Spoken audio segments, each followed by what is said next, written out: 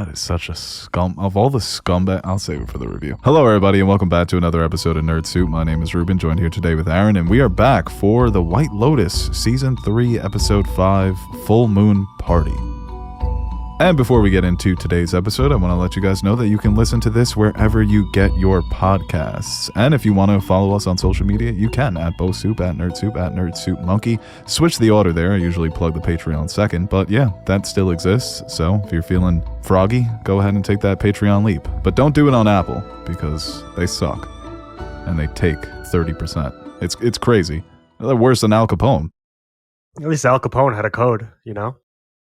Right. Yeah, exactly. No code with old Al Cook over here. I took Tim Cook, he's the CEO, and I gave him the first name of Al. I'm implying that he's a thug. Yeah, good episode. Back-to-back bangers. And it picked up exactly where I wanted it to pick up, with them partying. And I can finally remember who is who when it comes to Kate, Jacqueline, and Lori. I've finally done it. I feel like Bradley Cooper in Limitless, like when the drug, he can finally activate the 90% of his brain. So that's fun. Let's see where that takes me. But yeah, that was great. The party sequences in Bangkok, the dancing, the clubbing, going back to the villa, the partying with Chelsea, Chloe, Saxon, and Lachlan. Those scenes were really fun as well. And then it kind of gets into a territory that they've been teasing and foreshadowing. And it was definitely surprising to see it happen.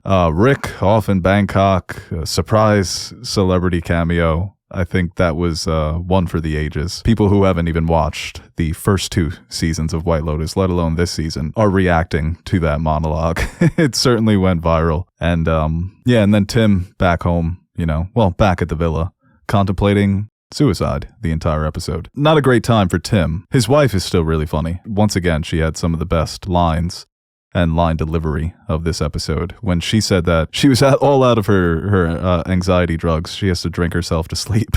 I think for a lot of people, unfortunately, that was relatable. But yeah, I love this episode. What did you think, Aaron? Yeah, they touched upon with each individual character every aspect of a vacation. The fun partying, the wanting to live here full time, contemplating suicide because he had to go home. It really wrapped it all into one. So. Yeah, no, they really did, dude. Those are the stages. Yeah. I could live here. I could myself. I think that guy wants to murder me. Oh, all the time, dude. As a kid, when I was walking around the store, I always thought I was going to be kidnapped. I realized they were racially profiling my mom. Oh.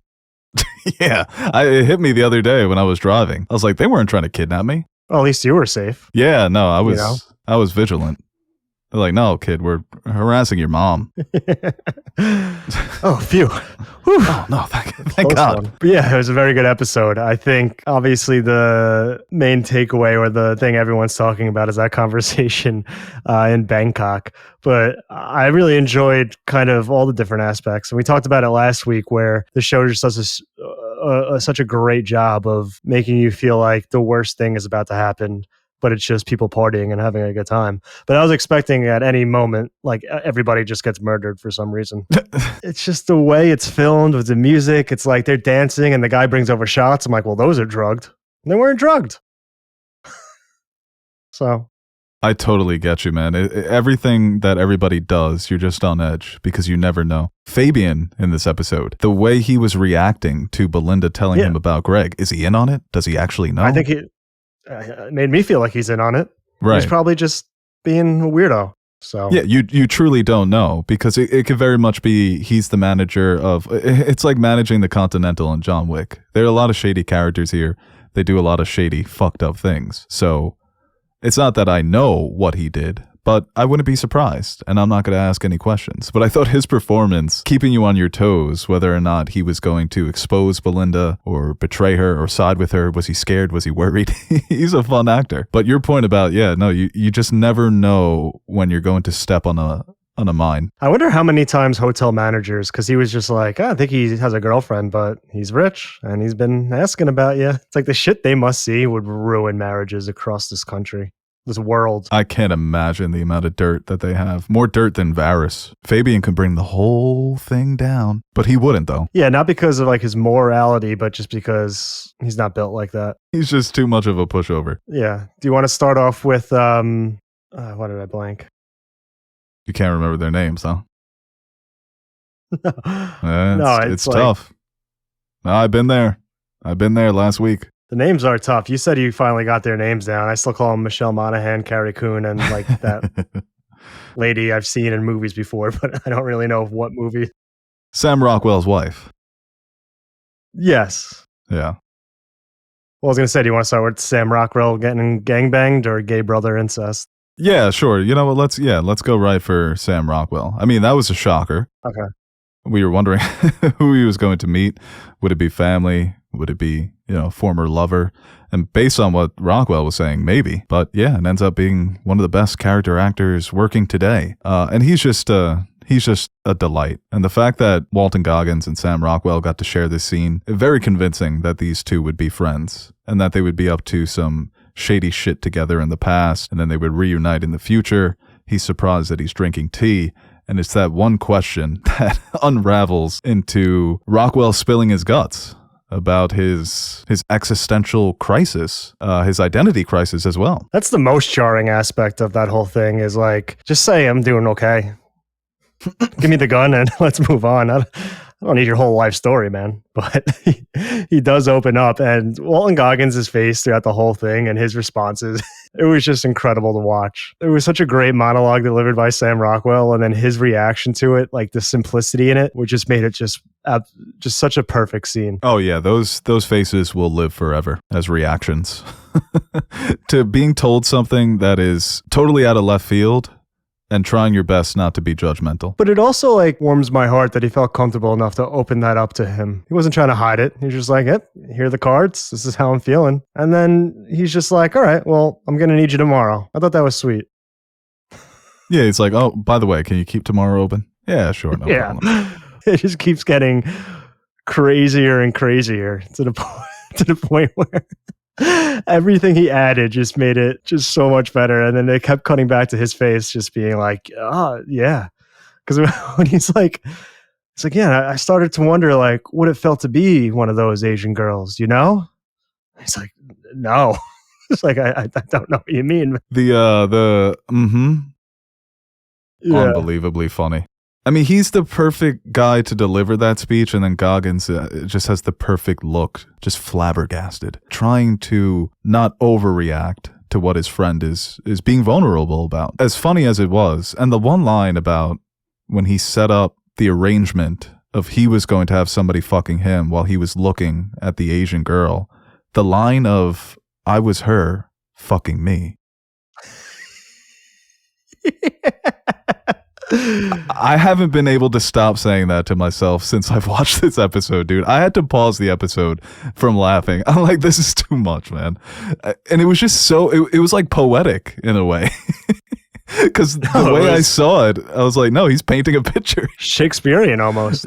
And dude. Yeah, the way it progressed from him just having all these countless one-night stands and having sex every night for the past how many years to him wanting to be the girl, to him inviting a guy over, to inviting multiple men over, to having a woman sit there while he locked eyes with her so he can become her while getting fucked by himself. It was a journey.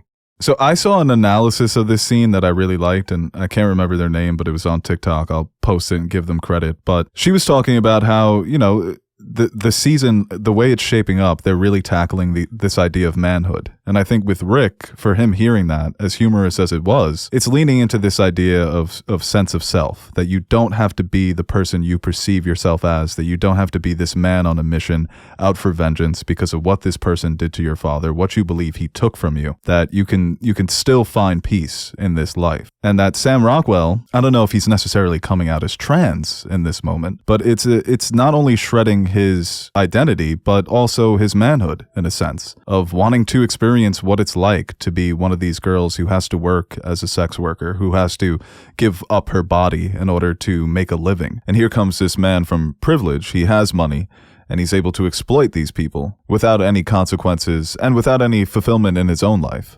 Come to a better understanding of how other people live and how other people perceive themselves. So yeah, as funny as the scene was, I think it goes a long way for what Rick is dealing with internally. And will this be the interaction that stops him from doing something terrible? I don't know. We still have 3 more episodes here, and he still gives him the weapon. But I think you're building towards that moment where Rick is going to have a choice. Does he take vengeance, or does he reevaluate everything he believes about himself and starts again, like Sam Rockwell's character did? And I love the line when he says, you know, I've been abstinent for 10 months, but I still miss that pussy. Very honest. You know, he wasn't trying to be like this Zen, like I've totally gotten over it. Like, no, I still have these feelings. I still have these cravings, this desire, but I'm trying to off myself. Well, no, that's Tim. I'm trying to get off the cycle, he says, of lust and suffering. So yeah, he's still struggling with it, even though he's made these changes in his life. He came, because I was like, you know, processing, all right, so maybe he might be trans or maybe he might be gay. But then at the end, he came out straighter than he was before, probably. Yeah. And now that's all he can think about is missing the puss. So what an interesting fella.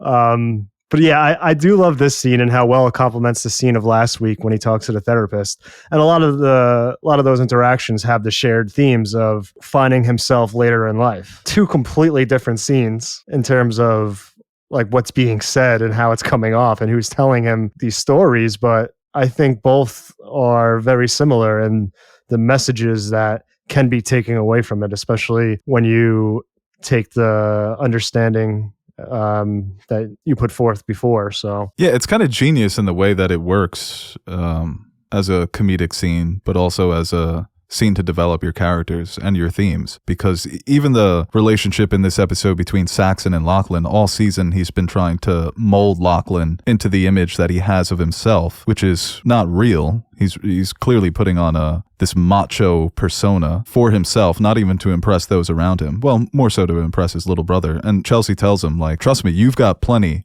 of problems. I can see through you. We've only had like 2 or 3 interactions. But that line that Lachlan says to Saxon when he's like, one day I'm going to take you down.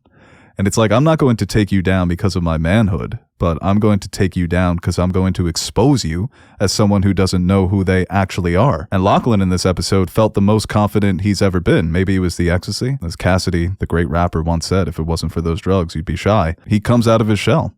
And he has a great nickname. That would be perfect on his basketball reference page, the Little Magician. That shit is hard.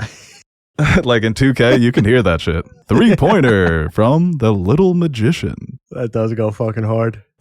Dude, I saw before I watched the episode, I saw on Twitter like a clip of them kissing. And like leading up to that moment, it was the most anxious I've ever felt in my life. And I wanted to I didn't want to watch it. It's just, I don't know, for some reason, I don't know why, but let me know if this makes sense to you. Twins almost, I'm not saying twins are normal like Jamie and Cersei, but you can almost be like, okay, I get it. But the older sister dynamic, older brother, little brother dynamic, that was just too much. I don't want to agree with you publicly. Yeah, but I kind of want to break it down. The rest of the, you know, we came into this world together. We shared every moment together. I was like, oh, okay. Yeah, it's the old, like, is it okay to kiss your clone? Yeah, like, not for me. You can do incest. But yeah, no, I wouldn't do it. No, without a doubt. No, I'm not kissing that ugly beast. No, but I think it's an interesting question.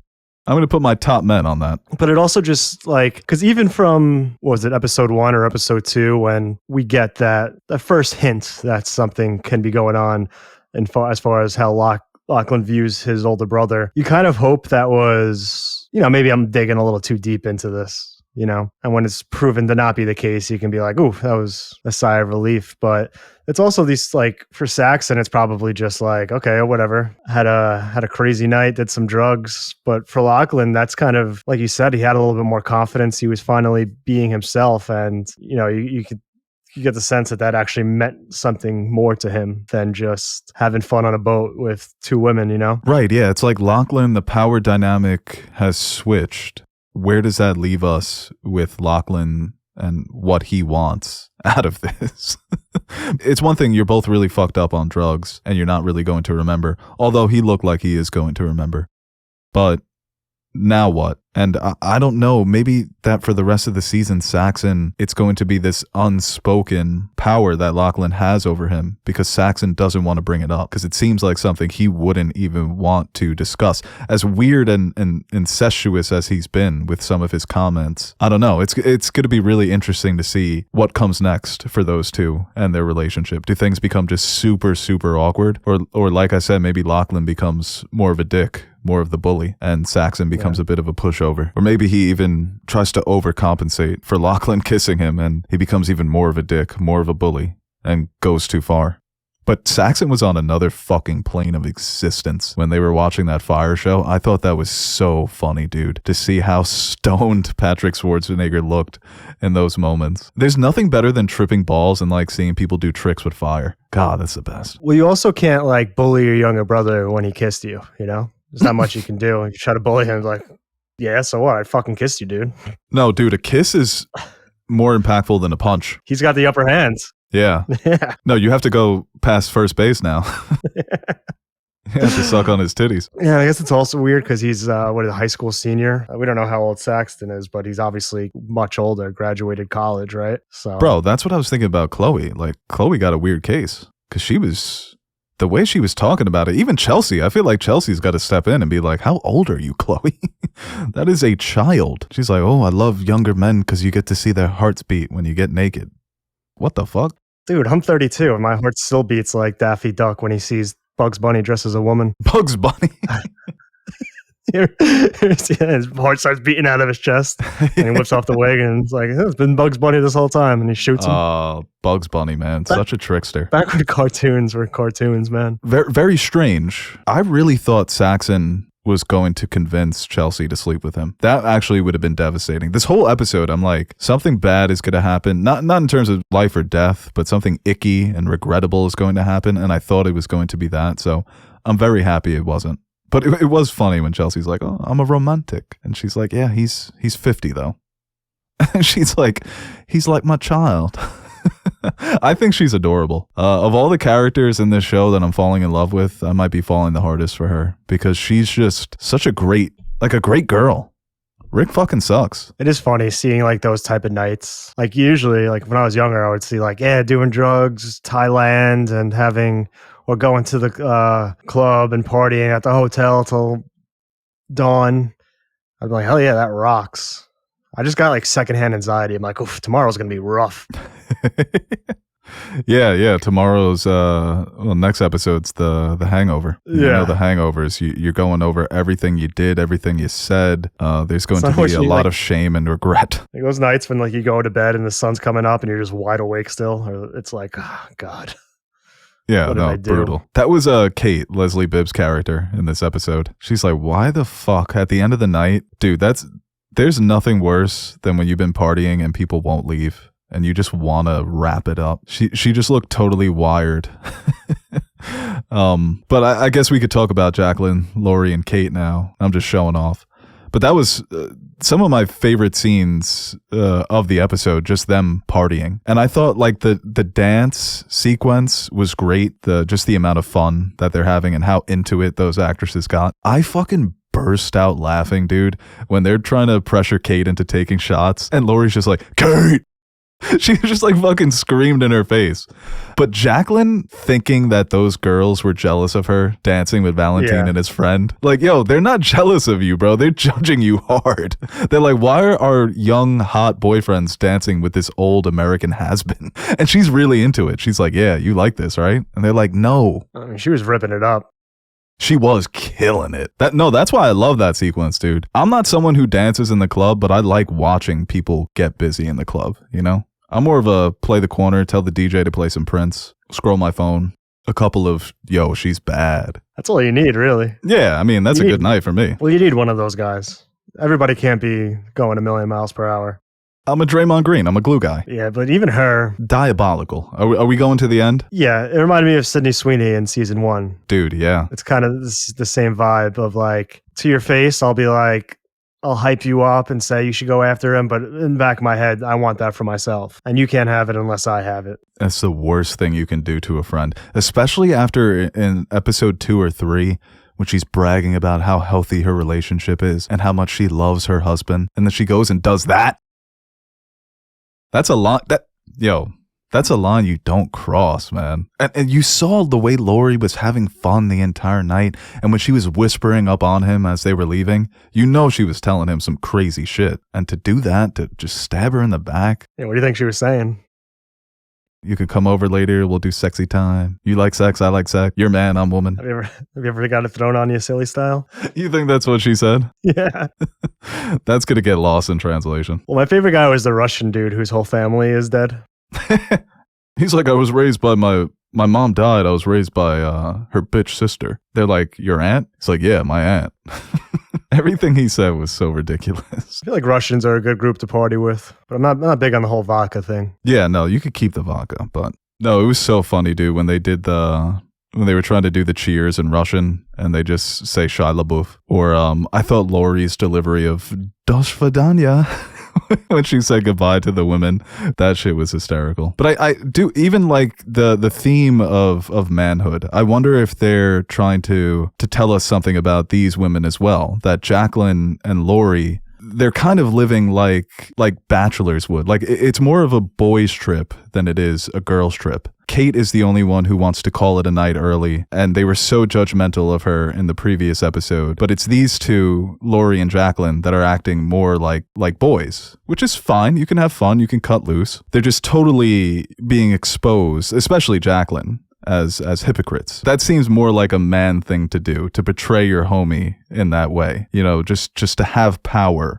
over people. Especially with the scene between Rick and Frank, is that even if you're regardless of your gender, of your sex, you know, you could still embody the traits that we associate with masculinity or femininity and how toxic those things can be. So I think that was a man move that Jacqueline pulls. Like you said, if I can't have it, you can't have it, or I have to have it first. You just can't trust anybody. That's what I'm learning. That's why I have no friends. Circle small. Yeah, I think we'll obviously get she's going to find out eventually, but I hope it's not like she's just waking up and then goes into the room or sees him coming out naked. And I feel like that's something, I don't know, with the dynamic of these characters, I don't even know if she'll confront her or just let it sit and like hold it inside until they finally blow out. It seems like if any character is going to, that would like check her, would be her, Carrie Coon. What's her name again? Lori.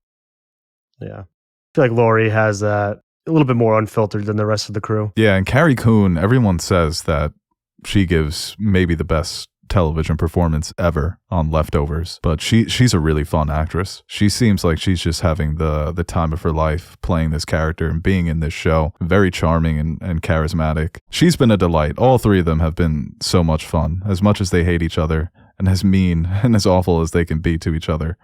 I enjoy spending time with them. But Tim, kind of going through the same thing, and at one point watching this, I kind of got tired of Tim. I was almost like, yo, just pull the trigger. Just do it already. Yeah.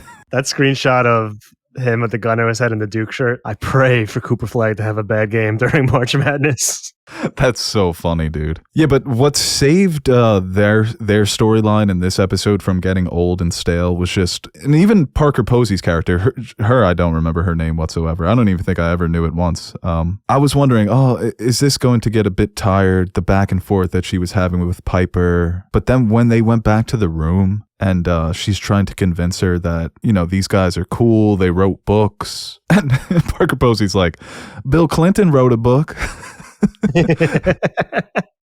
No, first she says Charles Manson, and then the next person she says is Bill Clinton. Hillary Clinton wrote 5 books. Does he look like Charles Manson to you? Or comparing it to the Catholic Church. So funny, dude. Look at the Catholics. Look at them. Organized religion and deviant sex can go hand in hand. What did she call Thailand? Taiwan. Taiwan. Oh, hopefully Supreme Leader Z doesn't hear about that. I'm saying Thailand could be next. That's all it takes for him. He's like, you know what, Google? We're going to redraw those maps again. No, at first he was like... We're going to get demonetized in China? Yeah, no, the Chinese firewall is going to fucking... to do a John Cena apology video. That would be so funny, dude. We have to do it in Mandarin, too. You're right. She was fucking hilarious in that moment. Oh God, dude, it just kept getting funnier and funnier.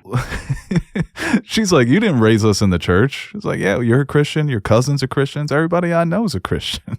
Typical American Christians, where the religion only matters when they want to make a point. It's not something that they live by or even care about too much. It's more so about the American identity. And when they have a chance to be xenophobic or look down on another culture, all of a sudden they clutch at their crosses and their rosaries. And I think there's a bit of commentary on how even someone who's secular while also being Buddhist, or even someone who's an atheist but also Buddhist, there's more that you can gauge about their culture, even if they aren't strictly adhering to the religion, to the faith, just by exploring it. And when it comes to Americans, their culture very much isn't defined by their faith and their religion, even if they like to believe it is. They're exposing this idea that Americans only care about the religion when they want to be mean to other people and cultures. But it's also like equally parts hilarious and sad, like how he was just sitting there the whole time, just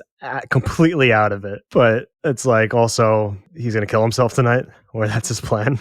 It's like while that conversation is happening, it's like, "Can you help me out here?" And he's just like, "Oh yeah," completely just in a whole different world. It was hilarious. And then obviously we see at the end, like, oh yeah, this is what he's gonna do it. I feel like guy talk. I understand you're in a tough spot there because he's just like, "You have my gun." He's like, "No, I don't." And it's like, "Okay, I'm gonna go watch Mook. I'm gonna watch Mook dance a little." Press the guy a little bit more. I don't know, tackle him, pin him down. I understand you're going to be in a tough spot here. It's like, well, he took my gun that I wasn't supposed to have. That's why when you're not supposed to have a gun, when you introduce that into the story, nothing good ever happens. I really thought he was going to do it. I thought he was going to blow his brains out, dude. And we were saying goodbye to Jason Isaacs. And then him even, when he starts singing and Piper's like, "Okay, good night." Like, I come to you maybe for some words of wisdom. You were going to say something to put my mind at ease. And you're just like in your fucking drugged out stupor, just reciting this unintelligible thing you used to sing as an altar boy. Once again, going for the religion in a moment of extreme vulnerability, not because you actually believe in it, but because you have nowhere else to turn. And then even at the end, praying to God, asking him what to do. God just like, "Nah, I think you should do it, buddy." There's no ropes in that hotel? It's going to be a mess. He's so thoughtless. He's like, "Yeah, the staff will clean it up." Yeah, Pam will get this. One last thing for Pam to do. But she actually saves him. Yeah, that was nice. That's nice. Yeah, it looks like her name is Victoria Parker Posey. Oh, It's just more fun to say Parker Posey. She's got a fun name. alliteration. It's like a Spider-Man variant. Oh my God, yeah, no, she really is. Yeah, and then I think the last character we've yet to touch on would be Belinda, and we see that the person who's been stalking her is not a person, it's just a little lizard. And he was kind of cute. I love porn. I love when you're the person who knows that the animal's harmless, and you're like, "Ha ha ha, I'll take care of this." Yeah, but that got her going. All of a sudden, the lizard pulls out a machine gun. Yeah, no, it did. That's a man right there. Yeah, that's a man. He knows how to use that umbrella. She goes, like, "That's consent, by the way." I don't know if you guys...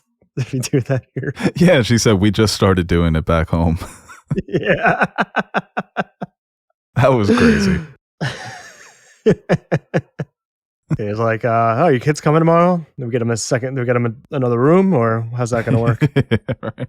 Yeah, I'll put him on the other side of the Lotus. That's the East Wing's beautiful. Yeah. It's gorgeous. Yeah, but that was cute. I think that I like what they've done with their relationship, and I made this point on the last episode that they've managed to keep your interest. Or no, I made the point for an entirely different show with Severance, and people didn't really agree with that. But I think White Lotus does a good job at that too, where Belinda's clearly not the main character, but everything she's done so far has been interesting. Her recognizing Greg and what's going to come out of that, Fabian not being willing to help her, and also the little budding romance between her and Pornshy. It's been very sweet and classy.